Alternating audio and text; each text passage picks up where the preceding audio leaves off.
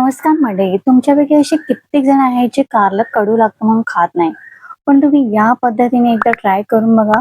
तुम्हाला अजिबात कारलं कडू लागणार आहे आणि तुमच्या घरात जर मुलं असतील ना, ते पण आवडीने खातील. तर यासाठी मी इथे पाव किलो कारले घेतलेले आहेत. आपल्याला कारले बघून घ्यायचे आहेत. मी छोट्या आकाराचे घेतले, तुम्ही थोडे मोठे घेतलात तरी चालेल. आणि हे आपल्याला बघायचं आहे कवळी वगैरे आहेत का, म्हणजे काही कारले पिकलेली पण असतात, बाहेरून असे दिसतात आपल्याला, म्हणून आपल्याला अशी हिरवीगार कारले घ्यायचे आहेत. आता सर्वात आधी हे तुम्हाला स्वच्छ पहिला धुवून घ्यायचं आहे. त्यानंतर त्याच्या वरचा दोन्ही पार्ट कट करून टाका आणि त्यानंतर हा जो वरचा काटेरी पार्ट आहे ना, ते तुम्हाला चाकूने असं क्लीन करायचं आहे. ते तुमच्यावर डिपेंड करतं, जर तुम्हाला किती कडू खायचं आहे. जर कडू तुम्ही जास्त खात नसाल तर ते त्याच्यावरचं हे काटेरी पार्ट काढून टाका. आणि मग हे क्लीन केल्यानंतर अशा पद्धतीने आपल्याला पूर्ण सगळे कारले क्लीन करायचे आहेत. आणि तुम्ही पाहू शकता मी कसं व्यवस्थितपणे क्लीन केलेलं आहे. म्हणजे जास्त पण नाही, त्याचं फक्त वरचं काटेरी पार्ट आहे ना, ते कट केलेलं आहे. आता त्याच्या मधोमध चीर द्यायची आपल्याला आणि त्याच्या आतल्या बिया आहेत ना, त्या काढून टाकायच्या आहेत. पूर्ण आपल्याला व्यवस्थितपणे क्लीन करून घ्यायचं आहे आणि त्यानंतर तुम्ही पाहू शकता हे कसं व्यवस्थितपणे मी आतून क्लीन केलेलं आहे. तर अशा पद्धतीने आपल्याला सगळे कारले क्लीन करायचे आहेत, वरून कट करून स्वच्छ धुवून वगैरे. तर हे सगळे कारले आपले क्लीन करून झालेले आहेत.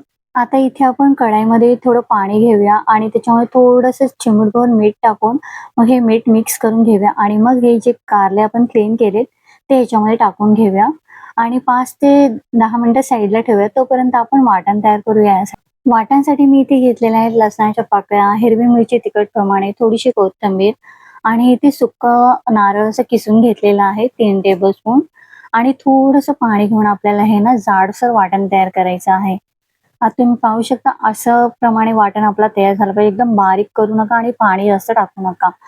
आता या वाटणामध्ये आपण ऍड करूया थोडासा कांदा, म्हणजे 1 कांदा मी कापून घेतलेला आहे मीडियम साईजचा आणि अर्धी वाटी आपला शेंगदाण्याचा कूट, 3 छोटे चम्मच घाटी मसाला, त्याचबरोबर हळद पावडर, थोडंसं जिरा पावडर, चवीनुसार मीठ, 3 टेबलस्पून ऑइल घेतलेलं आहे. ते सगळं आता जिन्नस आपल्याला मिक्स करून घ्यायचं आहे आणि याच्यामध्ये मी कढीपत्ता पण घेतलेला. आता हे सगळं आपण व्यवस्थित मिक्स करून घेऊया. या भरलं कारल्यामध्ये आपण जेव्हा कांदा घेतो ना, तर कांद्यामुळे अजून ते कडूपणा बॅलन्स होतो आणि त्याला पाणी सुटल्यानंतर तो भरता पण आपला मसाला मस्त स्टफिंग तयार होतं.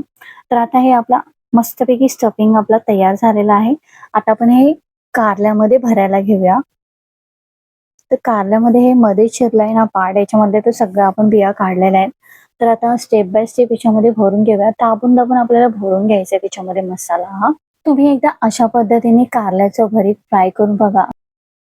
तुम्हाला कारल्याचा कडूपणा अजिबात जाणवणार, कारण का मी ट्राय केलेला आहे अशा आणि आमच्या गावी ना अशाच पद्धतीने बनवला म्हणून सगळे आवडीने खातात. तर तुम्ही पण अशा पद्धतीने बनवा आणि एकदा तुम्ही या पद्धतीने बनव, जे 1 चपाती खातात ना, ते नक्कीच या कारल्याबरोबर 2 चपाती खातील. आता इथे आपली कारली दाबून भरून झालेली आहेत.